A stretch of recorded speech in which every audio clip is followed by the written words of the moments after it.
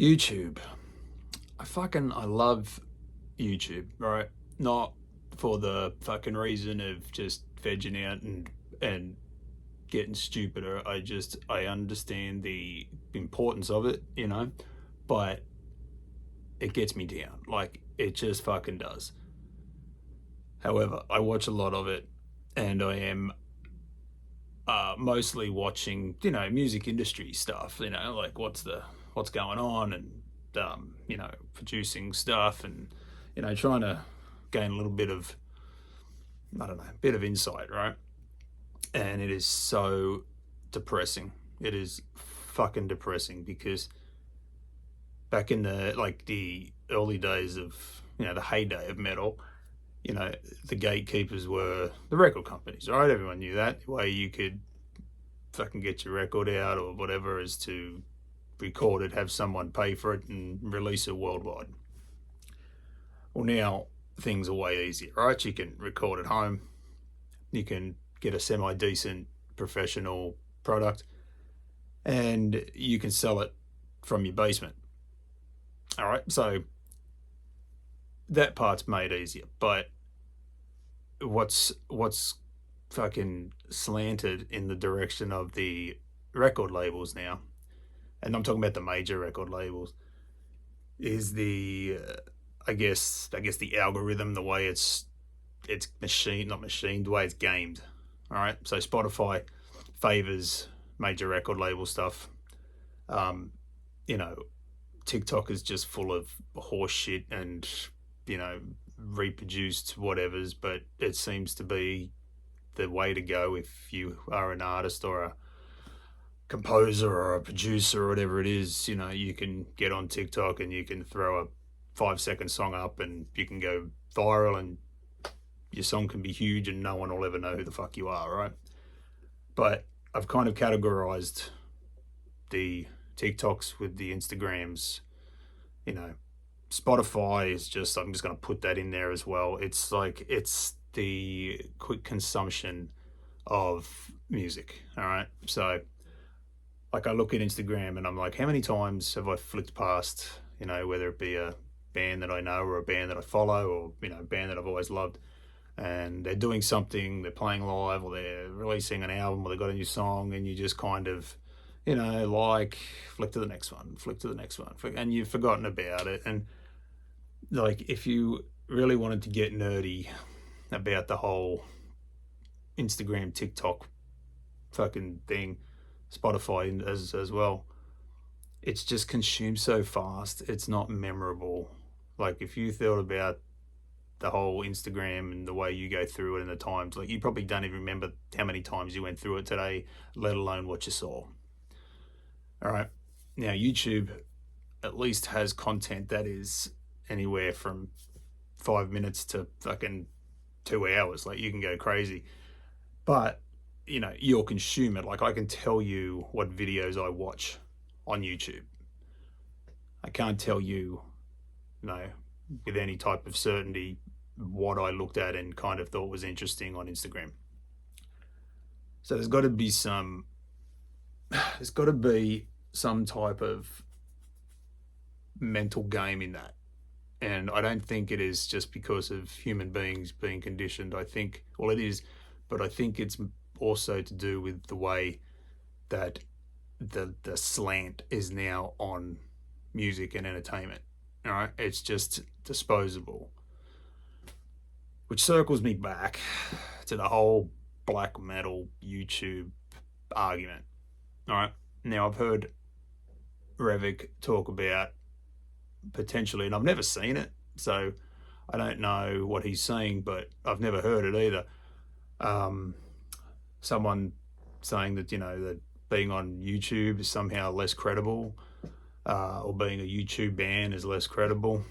I mean, I guess if it's like a TikTok-y type of thing on YouTube, but I've not seen anything like that. I don't consume shit like that. But I mean, Mordant Red's out playing shows. They're going to different states. I mean, they're releasing albums. They're on a legitimate record label. It's a band, but I guess it's considered less cool to be on YouTube because the nuts and bolts of it is as I sit in front of you today, I'm doing this for you to notice me in some way, and to interact. All right, so I don't leave your mind of, I don't disappear to the point where you will continue to go down this path, but without me. All right, that has to be the honest appraisal of what I'm doing here. All right, so everyone's got their thing. Like, Mordant reviews a lot of albums, got a great musical knowledge. I guess my thing is I talk about dumb shit that I come up against, and I don't think the idea is to come off as any type of superior knowledge base, but it's really a game of remember me. And I think that is where the black metal thing kind of likes to forget that that this exists, or doesn't find this a legitimate source of promotion. I get it. All right, I get it. But we have the internet. This is a tool, the same way tape trading was a tool, and maybe not on the same level. But if I see a band that I like, I'll save it. I'll go listen to the album, or I'll share it, or something with someone that I like, or someone who I think may like it. Is that not kind of the same as me sending a cassette to the other side of the world, and then that person loves this and thinks someone else will like it, and passing that on? I mean, it's in a micro level of that, but I mean, that's same type of thing. Unless you think different. I mean, you can tell me I'm an idiot, but I mean, it is what it is. It's promotion. It's shameless self-promotion. And it sickens me, because it's just a part of my day I've got to set aside to sit down and look at myself on a camera and talk about stuff that I honestly don't think anyone gives a fuck about. But if you're an isolated human being, I guess, like myself, and you create some type of music or art or whatever it is, I mean, you go through the same bullshit as everyone else. And I guess this is like a validation of, we aren't necessarily alone on this fucking boat. We have other people that, though we may not ever speak to, have exactly the same problems, have exactly the same questions. I'm just retarded enough to reach out to people and ask the question that potentially someone might think, that, it's not cool to ask, and I've reached out to the owner of Down with the Most High, and I've spoken to him about nerd questions I have about the genre. I've reached out to Goat Throne, and I speak to Aaron a bit, and I've got my gripes, and he's got his gripes, and we discuss them, share a point of view. And there's other artists in the scene that I will reach out to and ask questions about something that they did. What was the challenge? How did they do it? And by and large, most people are willing to talk about it, which is good to know. It's nice to get a little bit of interaction, and if you think something was cool, find out how that was done, so maybe that'll inspire you to go do something else. Like, that's pretty much how I do it. And that's I guess the reason that I'm using this type of platform. I mean, just the other day, Ravik made a video about my CD. Thank you very much. I mean, that was really cool to watch. I mean, I knew it was coming the day before. It was kind of nerve-wracking, though I believed in it, and I thought, I'd spoken to him before, and he said that he had liked it. It's always that thing of him pulling out something that I didn't think of, or was a bit of a weak spot. And thank goodness that didn't happen. But, to have a guy like him talk about something to his audience obviously propels what I do further along the fucking road.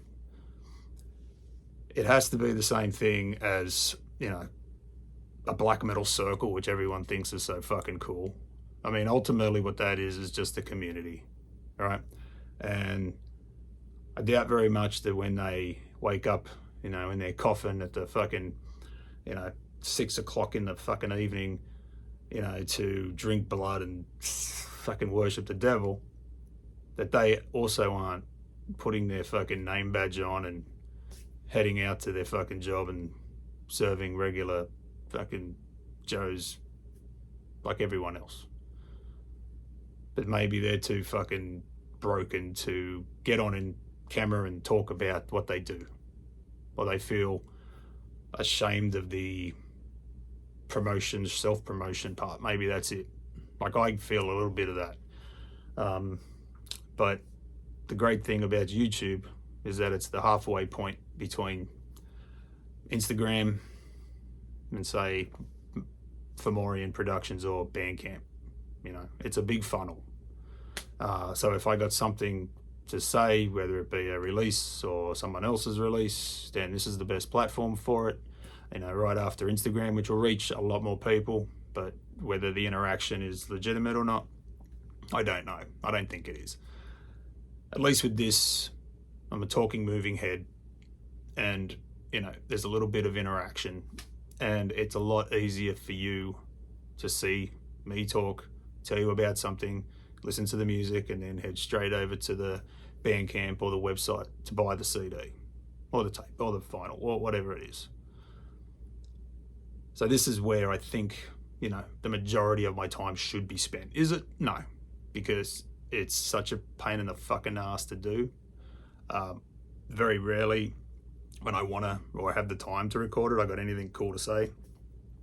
But this is something that I struggle with.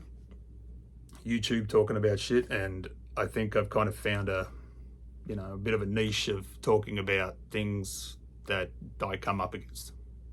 All right, and self-promotion is going to be everyone's hardest fucking struggle. Unless you were born 20 years ago with a internet connection and a mobile phone in your hand, this isn't something that's natural for a 50-year-old man. Talking to yourself was always looked at as a little bit fucking strange. Now it's completely normal and people make millions of dollars doing it. So as a black metal guy, how am I going to utilize this? I just want to interact. All right. If I'm recording that CD, which I just did, and I'm finding it hard to complete something or get an aesthetic or flesh out an idea, then I'll come on here and I will discuss what I'm going through as far as I've got this great idea, I'm having problems with it, these are the problems that I'm having, and this is the reason I can't overcome it. Someone will throw up a fucking suggestion, and it may not be the answer to the question, but it could just be the spark that just puts me over. And in the meantime, I'm looking at you, you're looking at me. My name's down the bottom of the fucking video. And the next time that I pop up somewhere down the track, you'll go, oh, he's got a pretty good personality. I find him likable. I'm going to go watch him talk over there. That is the fucking whole YouTube, social media, music business at the moment. Except on a level like the one I'm on, I can make it as hard as I want or as easy as I want, and there's very little pressure on me to, survive off my music, because fucking I don't play live. Record sales aren't in the hundreds of thousands, and even if they were, I wouldn't have the capital to produce that much product to sell. So I look at the limitations I have, and I look at the opportunities, YouTube, that are available to me for free, and I utilize these opportunities. And if anyone wants to think this is fucking less cult, less black metal, then have at it, because, personally, it's not a concern. I don't think about what other people think about me. I kind of got over that pretty fucking early on, So I guess YouTube, I'm kind of here to stay. You know, I hope you stick around and have a look at it. That has been something that's kind of just been on my mind for a while since, you know, I've heard obviously Revik bring it up, and watching these other videos of these, you know, creators who want to sell you a course or whatever. Sometimes within the bullshit is, you know, little hints of what's really going on or something you can grab, you know, and that may be something that fucking is just a little bit of a spark to come down and write a piece of music or a cool piece of artwork to put on top of something, or an idea that could be a lyrical idea. So I use it as a tool for that. I use it as a relaxation. I use it to connect with friends. I use it to check out new music. So it is a very useful tool for me. So take it or leave it, motherfuckers. YouTube is here and there's no alternatives. So